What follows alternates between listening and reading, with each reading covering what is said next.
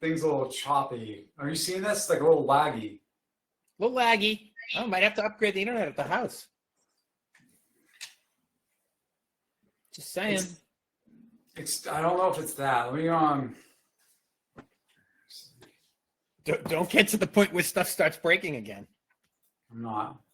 I just did a post. I just hit record, by the way, and I just did a post. Okay. The new Mac is up and running, so I'll just try to keep my movements to a minimum. The new Mac is up. Yes. Mac Mini. You're a Mac Mini guy, huh? Yeah, I think I'm gonna have to hardwire in or something. It's been working fine. Like I recorded a pod on Friday and I was good, but for whatever reason, it's a little not right today. So whatever. We're not gonna mess with it. We're just gonna go. Just gonna go. All right. So let's get going. So welcome to episode 9 of the Vibes and Ventures podcast. I'm Steve Walsh, also known as the Hands-On Angel. This is my good friend Rob Hughes, also known as the Startup Alchemist, who's wearing a nicely tailored blazer today, taking it up again a notch. We talked about this last week. The hair is feathered and flowing, and the blazer game is tight.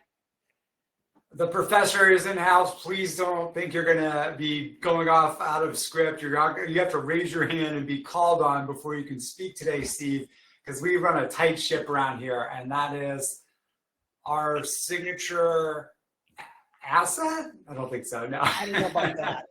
Running a tight ship's great. Keeping me in line, that's probably not going to happen, but that's okay. Somebody will figure out how to hurt us as chickens. So they'll figure out where to put the boundaries up and get us to collaborate. As I sometimes say, Rob, it's good to have a goal. Yes, you're always successful with your goals, but it's good to have them. It's good. Good. Yeah. Good. So let's jump in. My 3 things, man. You want to lead us off? I'll start, and then you can upgrade us. No overlays today because again we're figuring out the new setup. We don't want to cause a crash. I have some overlays, so I'll do some of that for you. You'll do some of that. Okay. So my first one, I was talking to one of my friends over at the Harvard iLab, and he said something that struck for a different reason.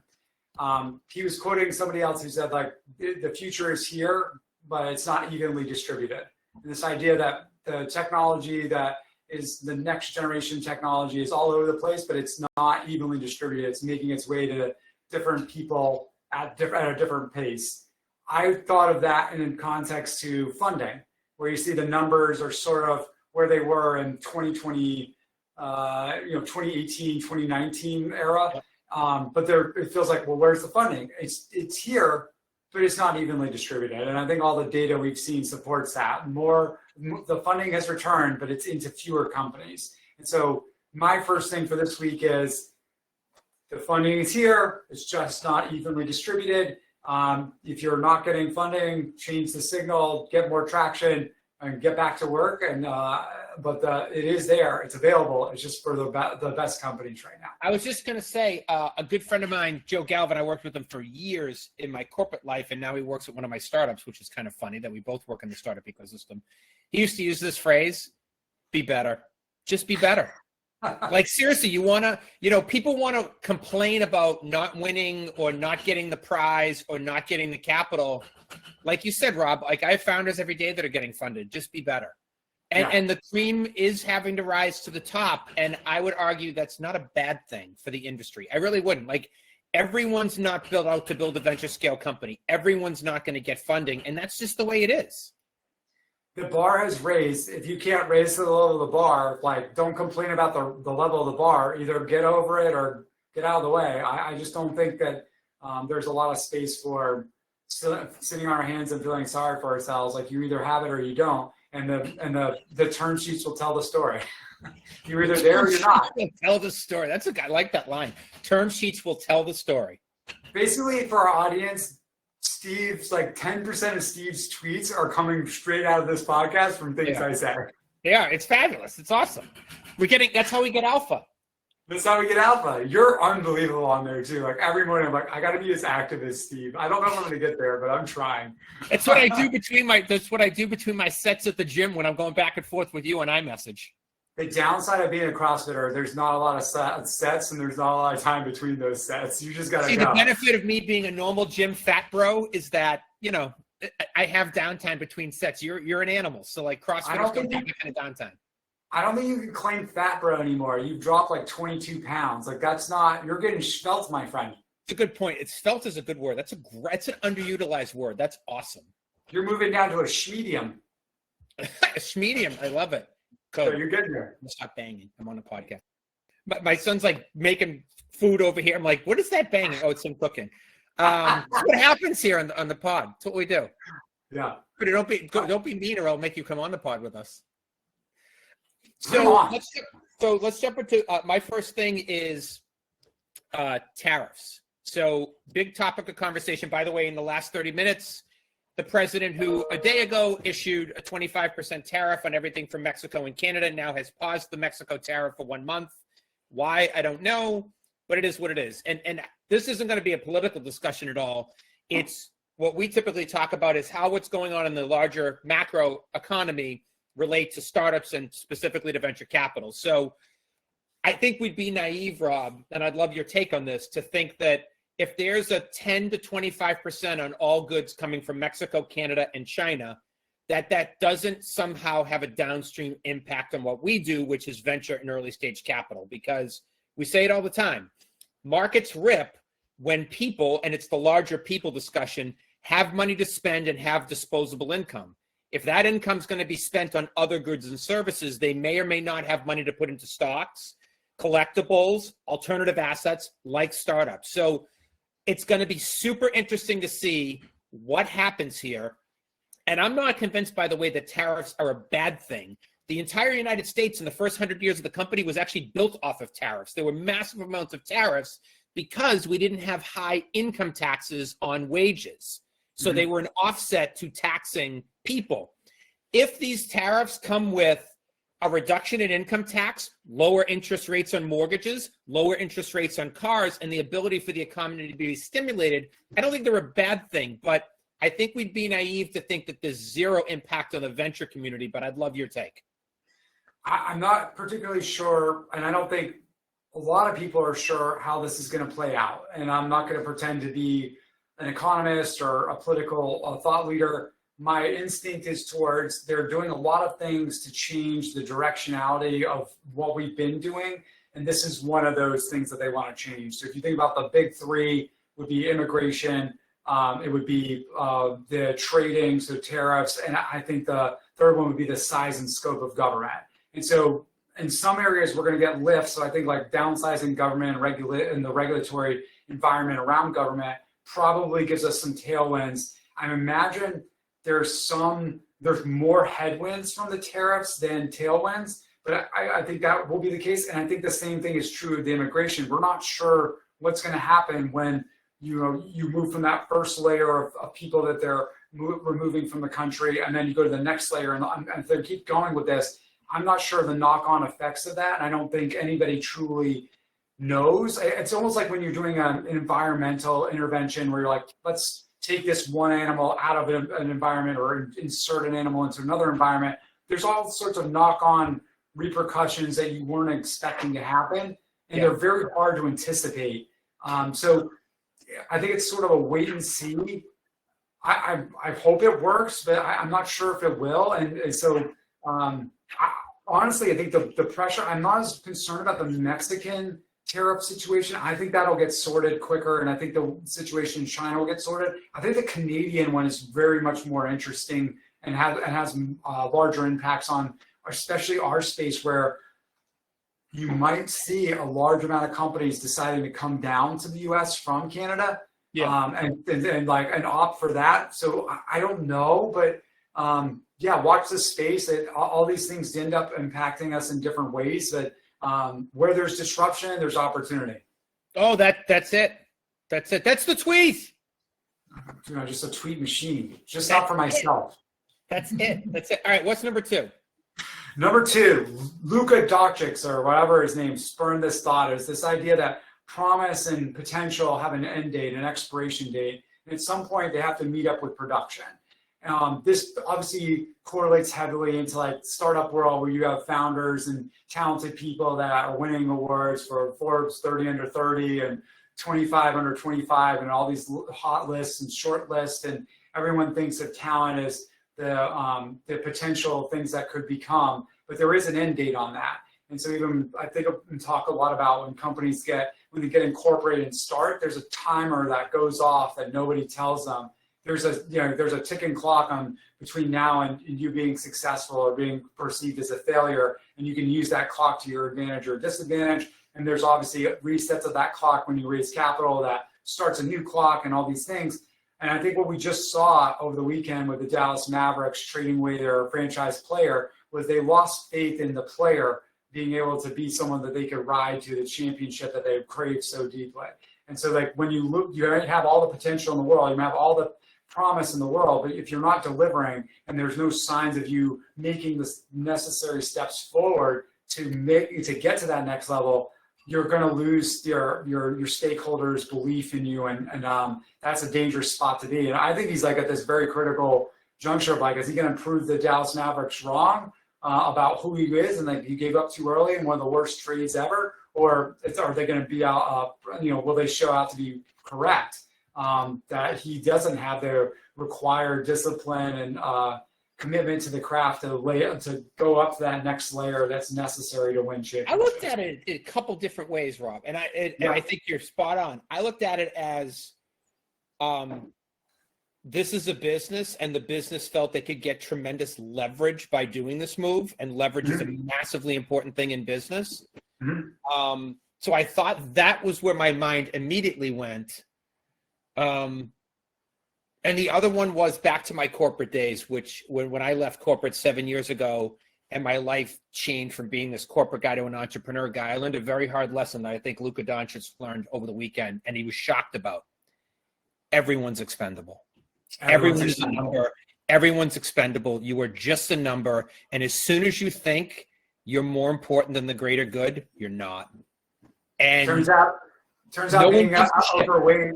Turns out being overweight as an athlete and a little bit out of shape and not playing defense and not showing any like signs of wanting to change that is a really hard obstacle to overcome. And like that's a great lesson for all of us. Like if you're only as good as your last game, you're only as good as as the production that you're creating. And if you're not creating more value than the problems you're creating, you're extremely expendable. And so look at the alternative to this, Rob. Look at our boys, the Boston Celtics, the defending champions, who right now have been on this little roller coaster the last couple of weeks. They played a game last night in Philadelphia.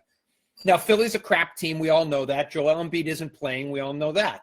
And the Celtics got down and big. And at halftime, Jason Tatum and Joe Mazzulla, the coach, got on everybody and said, who are we going to be? Are we going to literally stand up and defend our title and show up and be the players that we know we can be? Or are we going to let a crappy team just walk all over us? And they went out in the second half and they played defense and they played hard and they literally took it to them.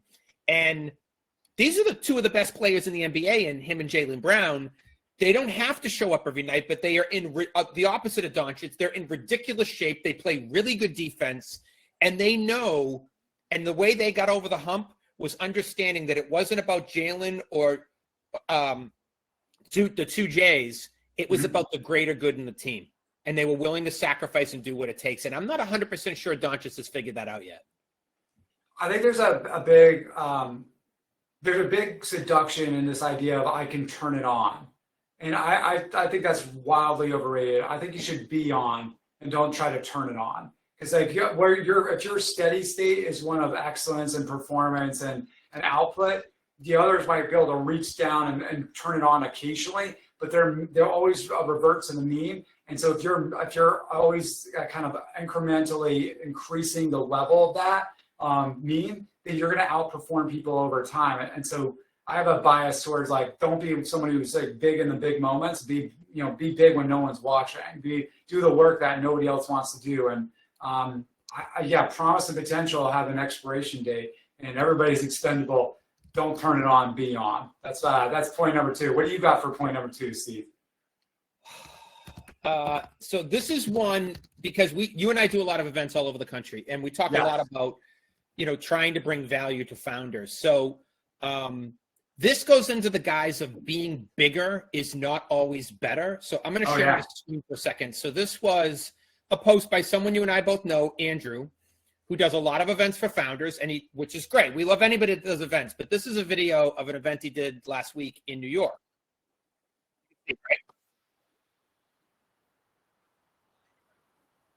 Couple thousand people in line for this event.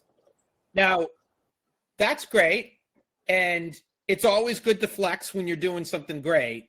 But I look at that and go, as someone that does events for founders with you, I look at that and go, how is a founder going to get value out of that? Now, I know why it's important for the brand and for maybe the sponsors, because it's a volume game. But when you think of what you're trying to accomplish is how do I bring founders and funders together in a unique setting where they can get value? I don't know how a founder waiting outside in a line around the block does that. I really don't. So it's just a data point that everybody thinks that every event has to be bigger and better than the other one. Rob, you and I have some of the most fantastic events that I think are out there, and they might be 50 or 100 people. In fact, I would argue sometimes the more bespoke events that are more curated and maybe more harder to get in, and you've got to have the right people there, can be the best ones. But I'd love your take. I think it's different strokes for different folks. I imagine if you're incredible at working a room and figuring out very quickly the people that you want to meet there and can be very fluid in those rooms, big rooms can work for you. But I think that's a really, really nuanced skill that I've very rarely witnessed people be exceptional at or be able to derive value from. I know I can't do it. I can't work a room of 1,000 people. I'm not going to give away my tips and tricks here, but I'm okay at it. It's not my preferred mode of operating. I can do it, but I don't think it's the best return for value on your time. And especially if you're a founder and your core competency is building things, I'm not sure that be able to work a room that size and find value, or like basically, trying to find a needle in the haystack is the best way the most efficient way of getting it done. And it leaves a lot up to chance that I don't think is worthwhile in a lot of respects. It's like, well, maybe I'll meet someone incredible there. Yeah. It's just as likely that you won't. And so if I'm a founder, I'm kind of like doing the maths and going, I'm okay at working a room. I've had a long week. Maybe this isn't the one for me, or I'll sit this one out. And if you're doing that, like, are you actually putting on the events that you really should be? Are you engaging the community at the level you should be? I don't know. I'm not going to make a call for Andrew. He's got his thing, and more power to him. But I think that you have to play to your strengths as a founder and figure out what's going to be the best use of your time and resources. And time is your biggest resource. So if you're not getting a ton of value out of it, I don't know that it's worth engaging with. For me, Rob, it's not just the time, which is a very valuable resource for all of us. I always try to be my authentic self. And I think you know this about me. Like, people don't always agree with what I say, but they know it's going to come from my heart and it's going to be pretty authentic. Right. I find it very hard to be authentic when I'm trying to literally just get from person to person as fast as I can. What I find sometimes is when I do that, I can be dismissive of people because I'm just trying to get to Rob, who's over there, or the next person, or the next person. And then I turn from being my authentic self and spending quality time with people to being someone that's just trying to get through the day and get through the event. And I don't want to be that guy. It turns into like transactional, Steve, instead of what you really are, which is like you want to go deeper with fewer people than broader and at a base level with a bunch of people. I absolutely understand that. And again, different strokes for different folks. If I'm someone that doesn't have a big network and I'm trying to meet as many people as possible, and I can go to an event and meet 20, 30, 40 people out of 1,000 and set up coffee meetings or dinners or what have you, or follow-on moments from that, great. But like, in my personal opinion, if you're going to go to something that big, you better have, then you're going to do a top of the funnel sort of event. You got to understand the middle and the bottom of the funnel really, really well in order to make it work for you. Unfortunately, I think most people go in without a game plan and they kind of waste their time. But I'm with you. What's your number 3? Well, it's funny you teed it up perfectly because I want to talk about the changing landscape inside of the Boston event scene. And I think Boston's a really interesting space where to get there's like layers of founders. There's the ones that are fully embedded in the community, go to a lot of the events, show up. They believe in the power of networking and meeting other founders, and they've seen the power of serendipitous meetups and believe in it fully, and they're all on board and they're sign up, show up, happy to be involved. Then there's the next layer of founders that are building really incredible technologies and companies, and they haven't been incentivized for a long time to engage in the broader community. And so I'm going to talk about 2 events I went to last week that are really like eye-opening, and I think are game changers in 2 different ways, but I think there's a little bit of overlap. The first one was LaunchYard, and I know Sean and NU pretty well. I've been helping them out a little bit on some things around this new event series, but they're on a mission to change the culture inside of Boston, especially around the event space. They did like this awesome demo night over in Kendall Square, and they had like 7 companies demo their products, and then they had an app where people could give feedback to the founders about what they built, and they took some Q&A, and it was really interactive, lively, and people were very much engaged with the events and what was happening. They made time for networking, for seeing the demos, and then getting together, meetings, encouraging people in an organized way to meet someone new and to make new friends, and then more opportunities to engage afterwards. Really cool. I think they raised the bar on like what founders are going to expect from showing up to an event, as far as level of engagement, the level of programming that was interactive and they felt a part of, and less of like sort of the norm of people pitching and getting feedback from judges. Or panels, or I was going to say, how about the panel discussion? Like, do we really need one more panel on a topic?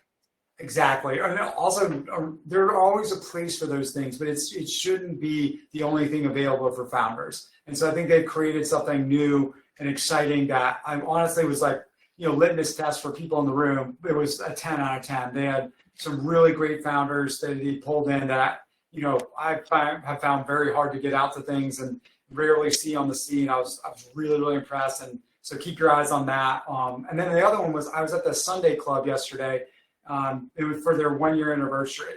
And the Sunday Club gets together every Sunday from 10 in the morning until they finish, which is sometimes 2, 3 in the morning. And they think of products that they should build, and then they do like a hackathon and build those products. They break into teams, they organize themselves into units, and then they deliver product at the end of the day and do a demo of what they built. And I was there for several hours, talking to the folks, getting feedback from what they were doing, watching them break in these scrums, and just being a part of that scene. And again, it was like a next layer of like founders I'd never seen before, but you talk to them like, oh, you're building that. That's really interesting.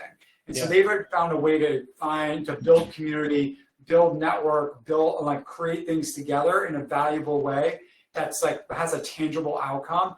And I think that's just going to continue to grow on something. They're doing like, you have an MVP for products like spitting out every Sunday. It's crazy. It's nuts the level that they're getting to. So, and with the onset of AI, that's just going to get easier. So I mean, they're at the heart of that, and I think what they're creating is going to become.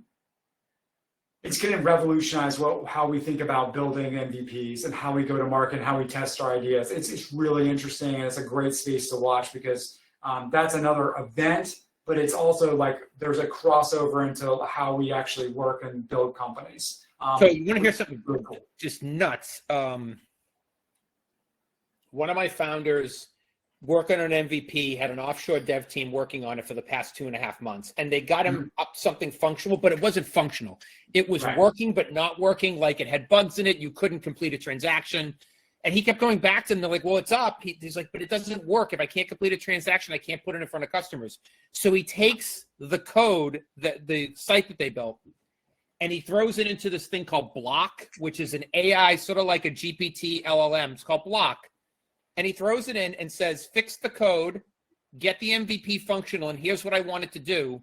And literally within an hour, he had a fully functioning MVP that he took to 2 other friends that are coders and said, take a look at this code. And they're like, there's a couple of things here and there, but this is really solid code, and this is enough for an MVP. So he basically went and fired the dev team and said, I'm going to do this myself. Now, I wouldn't agree firing a dev team is the right answer, but it's amazing what can happen in this day and age with the technology that's available now to non-coders like myself. I mean, so 2 points. I know I was smiling because I had that conversation. I know which founder you're talking about because I talked to him like while he was in the middle of that, and like so the story tracks, and I know you're friends with him, so I'm pretty sure we're talking about the same person. I talked to him this morning. Dan, I talked to him this morning. Great guy. So And he showed me the output, and I was like, holy shit, this is actually really good for an MVP. So there's two levels. One is like the development of all these tools and access to things that help you build at least an MVP or starting point has never been more accessible. Like DevShop's Step Up, or you might not be as prevalent as you once were, or dominant as you once were. There's ways of doing things that are a lot faster, quicker, and have better outcomes, and don't cost nearly as much time or energy to do. So like that's one end of this. The other thing was when I was at Sunday Club, there was a gentleman who I brought one of my kids, and he had his kid there, and my son had just started coding, so he's like really interested in the space. And this other gentleman's son was 11, and he's like, I said, oh, he's coding. He's like, yeah. He goes, he just uses prompt coding though. He's like, we decided there was no need to like actually learn how to code. It's just prompt coding. And so he's building, a technology. He built a video game last week, just doing prompt coding. And so it's this idea of there's this transition period we're going through where like anybody can learn to prompt code, just about, right? The old hashtag learn to code. Well, now it's like learn to prompt code. And so Dan's a great example, hey, I can't get this solved with my dev team. I'm going to use some tools that are out there to help me accomplish the thing I want to accomplish with or without them. And so I think there's like we're in another one of these shifts where it's like their ability to test your ideas and to build technology is getting easier and easier every day. It's becoming more and more accessible. And so it becomes about the other pieces of your business and like, do you actually understand the customer that you're trying to serve? Do you have a great way of marketing to them? And do you have a great way of building community and brand that keeps them on your drip instead of getting onto somebody else's for long enough to build a sustainable, scalable business? Sure. That was a lot. That was a lot. You just kept going. Caffeine, just ripping through it. So I don't need to breathe. I don't need to breathe, apparently. I can just go. So my number 3 for today is around surprise and delight. So I'm going to share my screen again. I love surprise and delight. So this was a surprise and delight that I was part of on Thursday night in LA. So you can all see this. So I'll just share this with you. Tell me where the Amway meeting is.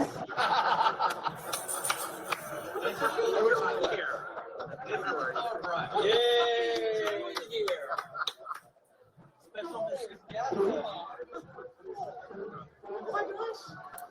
So that obviously is my brother, looks just like me. So my brother turned 60 this week, and 2 of his good friends were throwing a surprise party for him in Los Angeles, which is where he lives. And one of them texted me like literally, Rob, last Tuesday, and he's like, "We're throwing a surprise party for Dave for his 60th. We'd love you to be involved." I'm like, "When is it?" Now I'm thinking he's going to tell me 4 weeks. And he's like, "It's Thursday." I'm like 48 hours from now? They're like, "Yeah." I'm like, "Okay." And my wife knows that this mutual friend, so I get off the phone with him. She's like, "You have to go." I'm like, "I got all this shit going on, my business, my son, our lives." She's like, "I don't give a shit. You just have to go." So I did, and I swung it, and I went for 48 hours to LA, and it was 12 hours on a plane, bonkers. But he was so surprised and so touched. It was an awesome evening.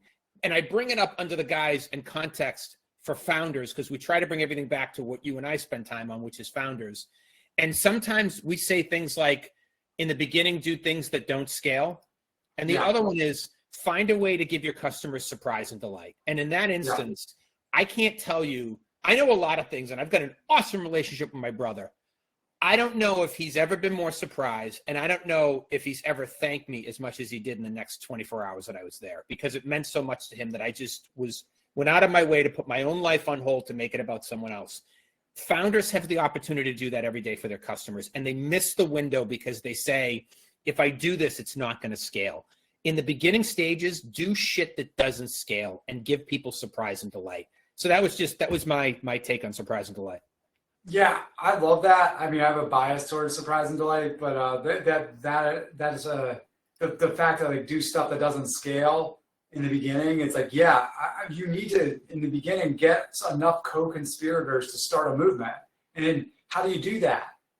you're not going to do things that are scalable. You're going to do things that stand out are memorable in a positive way.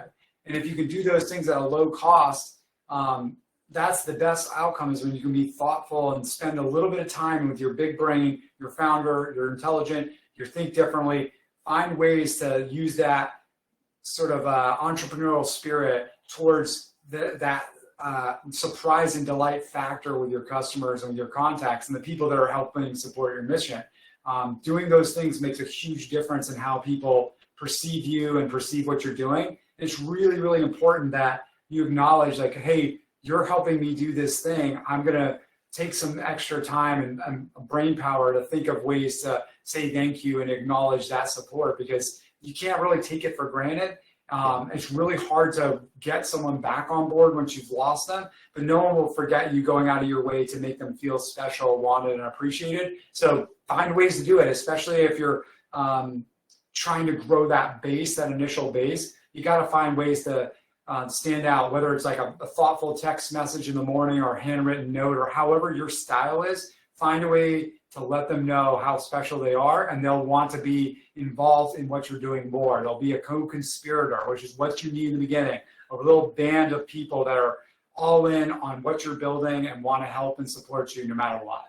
And the weird thing is, Rob, sometimes nice moments come out of it, but also other opportunities. So because I was in LA, yes, middle of the day before the party, I go for a 3-mile walk. It's gorgeous outside. And I'm like, I'm peckish. I got to stop for some. Peckish is a great word, by the way. Very underutilized. Yes. I'm like, I'm peckish. And I see this little family-run taqueria on the corner. So I stop there. Beautiful place. Family-run for 30 years. All scratch-made Mexican, which I love. Street tacos. I had the best cauliflower street tacos I've ever had in my life. Super simple. And then I'm looking, and you know I'm a tequila guy.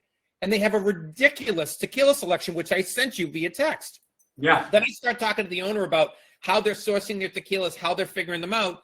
And I bring up the fact that I'm involved with the new tequila brand with the former founder of Clase Azul, and we're starting a tequila company. We get into this 30-minute discussion of tequila. Oh, and we're launching next month in California, and they're a massive distributor of tequila. So now I immediately call the founder afterwards, and I'm like, hey, here's a local family-run joint in LA. They're in California, which is where we're launching. We should talk to them about carrying out tequila.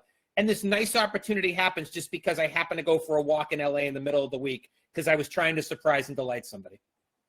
Would have been really hard if you went to a chain restaurant with hundreds and hundreds of customers there for you to talk to the owners, going back to the 1,000-person event. Sometimes it's not the number of people, of the size of the thing that actually matters. It's like, can you get in front of the decision maker? Are you going to places where you can move the needle? I love that story.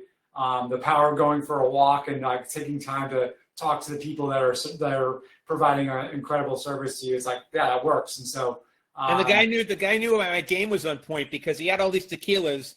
And then I start going through them, and he's like, so you love Clase? I said, I love Clase, but you've got some great tequilas here. And he had Fortaleza. He had both the Fortalezas. I'm like, how about your entire lineup? I would argue Fortaleza is better. And he's like, how do you know Fortaleza? It's really hard to get. So we got into that whole discussion of how you got me under Fortaleza and how every time we find it in any liquor store, we like buy up all the supply. We have a problem, and it's called, like, we like really good tequila. Really good tequila. Yeah, that's awesome. Again, that's the quality, like that's the depth. That's the Steve that doesn't just do a transactional, hey, I got to go see this other person. It's that I'm going to stop and go deep. And like, so for you, playing to your strengths is huge, staying in rooms that are medium to small where you can have time to dig deep and figure out this is somebody you want to go do more with versus some other people like, hey, I want 1,000 people so I can just kind of get at-bats really quickly, and they have a way of navigating those environments. Awesome. Yeah. That was great. We Circle. went a little over, but I thought today was great. Couple really deep topics, and the Blazer game is working for you, man. That's all I got to say. There'll be no Blazer from Aruba. So that's... Next week, are we going to try to broadcast from Aruba? I don't want to get on your wife Jess's bad side. I got to figure out what the timing of the flights is because I know we're coming back on Monday. We might have to go a little early if that's all right. Well, here's what I do know. Between now and then, I'm probably going to talk to you 42 times. At least. It's awesome. Thank you for everyone that joined today and for your questions in the chat. I see them about, crypto, Boston, the ecosystem. There is going to be a replay of this. We post it every Monday on both LinkedIn and Entra. And thanks to my good friend, Rob Hughes, the Startup Alchemist, for joining us. I'm Steve Walsh, the Hands-On Angel, and we'll see everybody next week on Vibes and Ventures podcast. Let's go. Stop recording. Done. Easy.